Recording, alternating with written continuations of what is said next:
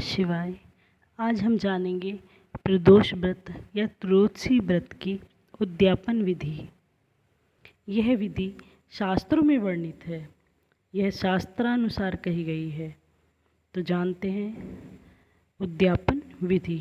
प्रत्येक मास की त्रयोदशी तिथि को प्रदोष व्रत मनाया जाता है।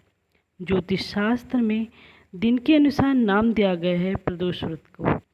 मान्यताओं की माने तो यूँ तो भगवान शंकर की आराधना करने के लिए कोई समय सीमा निर्धारित नहीं है, मगर क्योंकि प्रदोष का अर्थ संध्या काल से है, इसलिए कहा जाता है इस दिन जो भी जातक प्रदोष काल में उद्यापन करता है तथा विधि विधान से देवों के देव महादेव जी की पूजा अर्चना करता है, उसकी मनोकामनाएं पूर्ण होती हैं। ऐसी धार्मिक मान्यता है कि संध्या काल में भगवान शिव कैलाश पर्वत पर नृत्य करते हैं और सभी देवता उनका गुणगान करते हैं। तो चलिए जानते हैं प्रदोष व्रत के उद्यापन की विधि विधान।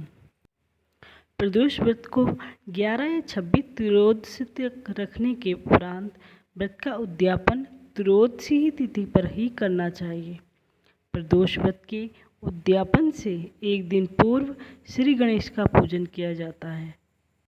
उसके लिए ओम गणपते नमः प्रातःकाल स्नान आदि करके निवृत्त होकर मंदिर या पूजा घर को स्वच्छ करें, रंगोली बनाएं।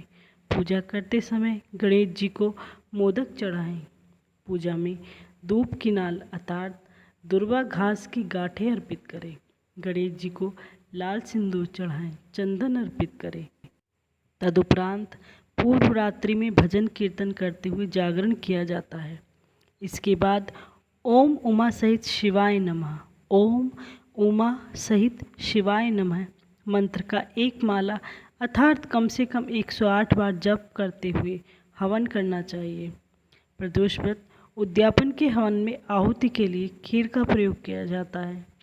तदुपरांत भगवान शिव की आरती की जाती है। उससे पहले भगवान गणेश जी की आरती की जाती है।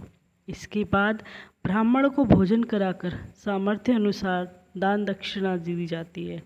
इस दान दक्षिणा के अंतर्गत उनके कपड़े, चप्पल, जूते, श्रृंगार का सामान उनकी ब्राह्मणी के लिए आदि बहुत सारा सामान दिया जाता है और अपनी भूल चूक की क्षमा प्रार्थना की जाती है। इस प्रकार शास्त्रानुसार यह उद्यापन विधि हमारे शास्त्रों में वर्णित है प्रदोष व्रत की। जो भी करता है उसे भगवान शिव की कृपा प्राप्त होती है। ओम नमः शिवाय। ब्राह्मणों को दान के अंतर्गत जो सामान दिया जाता है उसमें उनके लिए कपड़े, जूते, चप्पल, पंखा, खाट, बिस्तर, गाय का दान इसमें सबसे बड़ा दान कहा गया है। इसी प्रकार उनका पूरा सामान दिया जाता है। पुरुषों का पूरा सामान, बनियान, सब कुछ दिया जाता है और स्त्रियों को उनकी ब्राह्मणी के लिए भी पूरा साज सज्जा का सामान दिया जाता है, जिसमें साड़ी, चूड़ियाँ, बिछवे, बिंदी और सारा सिंदूर वगैरह, मेहंदी, सब सामान दिया जाता है। और माता पार्वती पर भी सब इसी तरह श्रृंगार का सामान चढ़ाया जाता है, जिसके अंतर्गत चूड़ी, बिंदी, सिंदूर, मेहंदी, काजल, साड़ी, बिछवे और अपनी सामर्थ्य अनुसार सामान चढ़ाया जाता है। भगवान शिव के लिए अंगोछा और जनेऊ, चंदन आदि सामान चढ़ाया जाता है और उनकी पूजा की जाती है।